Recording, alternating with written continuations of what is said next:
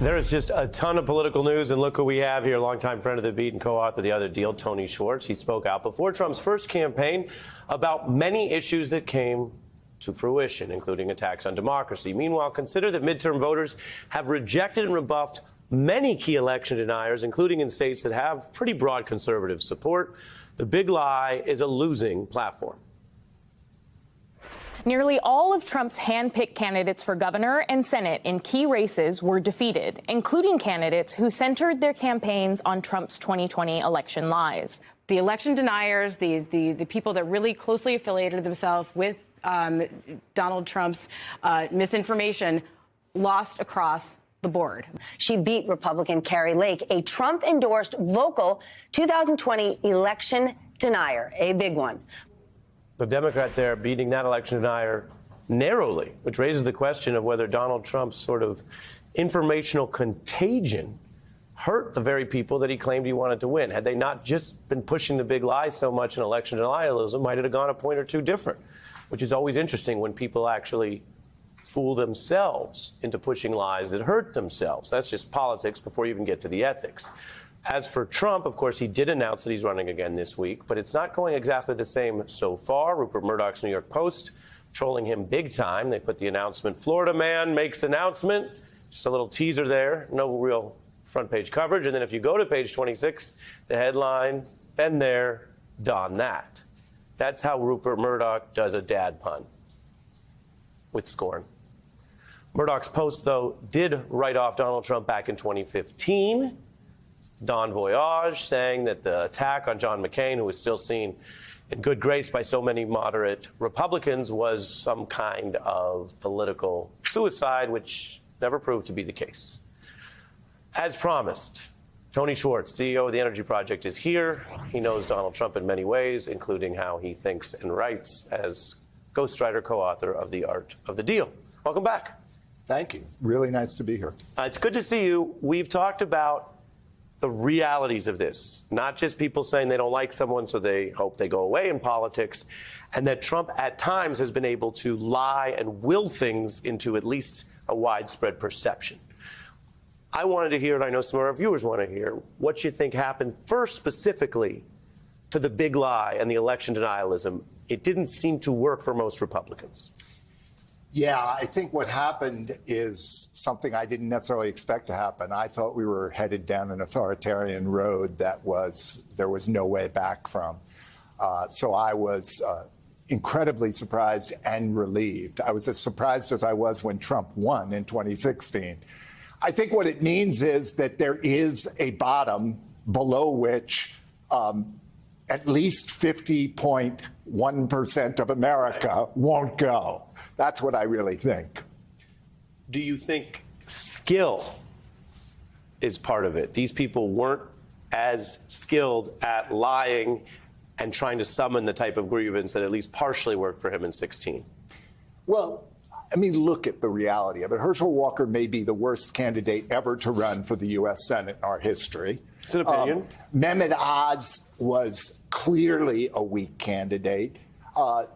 There's no question that these folks they chose, or these folks Trump chose, were not up to the job of even running effectively. So, yeah, I don't think there's any doubt that if the candidates who would otherwise have gotten these nominations in the Republican Party had gotten them, that the Republicans would be much happier right now. Yeah. And right now in the Republican primary, there's only one person running, and it's the former president. And he ran earlier than most. I'll show you a few headlines here. We haven't covered this a ton this week. I've told viewers we're going to be fair and we're going to try to be responsible in how we cover all the candidates. But here's some headlines as it is playing.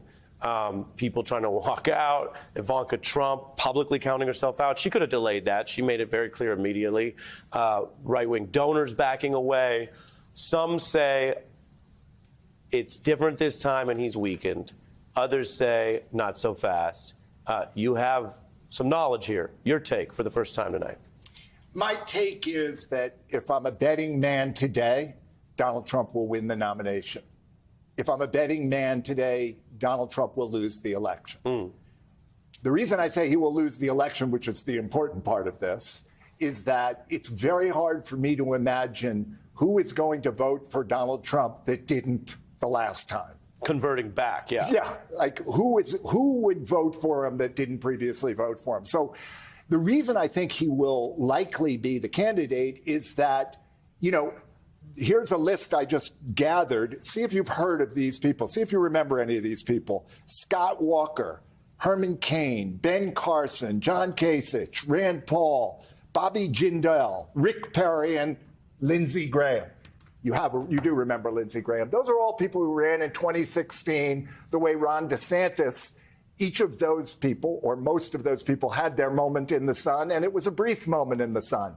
It is nutty to me to believe that DeSantis is going to go through the next year and a half and sail through.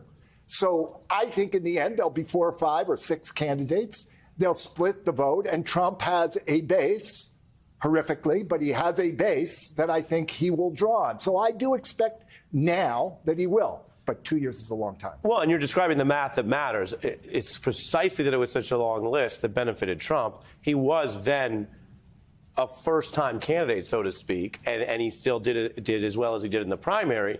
If they all got behind one conservative alternative, which is a kind of a classic game theory thing, does Ted Cruz, who feels that he came in second last time, or Josh Hawley, who apparently thinks he's a real star, do they just get out of their way because some donors and media figures like DeSantis? I don't know. Here's Hawley laying down a marker that he wants to say the GOP cannot live on. His analogy, not mine, cannot live like this. Take a look. I think that this election was the funeral for the Republican Party as we know it. The Republican Party, as we have known it, is dead, and voters have made that clear. Yeah, I mean, I believe that what's going to happen is that 5, 6, 7 people, Pence and you know, a bunch of others are going to jump into the race, and that we're going to see them picked off in the primaries, because if they're 5 or 6, 1 or 2 are going to go with each one. But, you know, I also am humble. I've said things that have turned out not to be true. Well, you know, it's my job to ask follow-up questions. Would you please? I would say, are you? Am I humble? Yeah. I am, in the sense that I do not believe the Donald Trump threat is gone. Meaning I would you're, like you're to take humble a victory about you're humble about not getting ahead of the unknowable future and how things are going to unfold. That's correct. Understood. Are you asking me if I'm generally humble? I asked the question. You answered how you want, as all my guests answer. Yeah. I value humility. Respect. Did you watch the speech, his speech? I did. I watched it the same way I watched the original announcement, which was afterward. Afterward. And did it seem like the same or different? Because there are people who are not just opponents who said, yeah, it seemed a little different. No, I thought it was astonishingly different. You did? Oh, I did. In what way?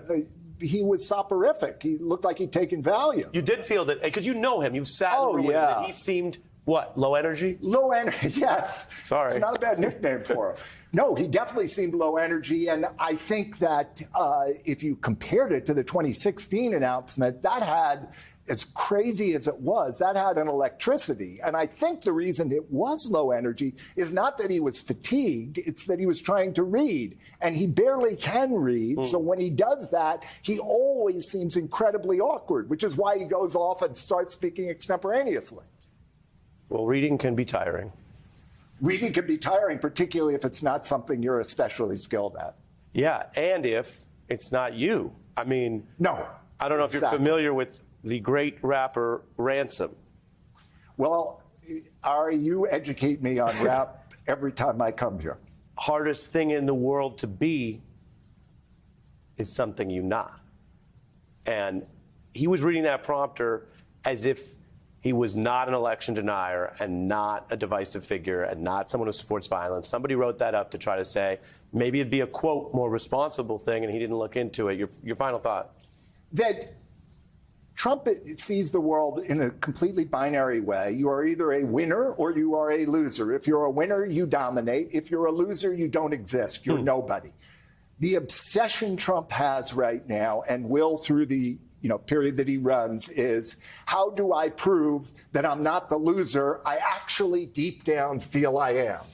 And that's where his attention will be for the next 2 years, not on what happens to America. Yeah, that's an important point, and endlessly seeking external validation without ethics or a purpose can be quite enervating. Ari Melber, thanks for coming. Hey, I'm Ari Melber. Thanks for watching The Beat. I wanted to let you know I'm writing a foreword to the January 6th committee's full report, which is coming out soon from HarperCollins. You can go pre-order the book right now, and it'll come to you first when the report comes out in the fall or whenever the government releases it. Just search Melber Jan 6th on Amazon or your favorite independent book site and click pre-order. You'll be the first to get both the report and my new piece on the coup conspiracy. You can also go to melberbook.com and order it there.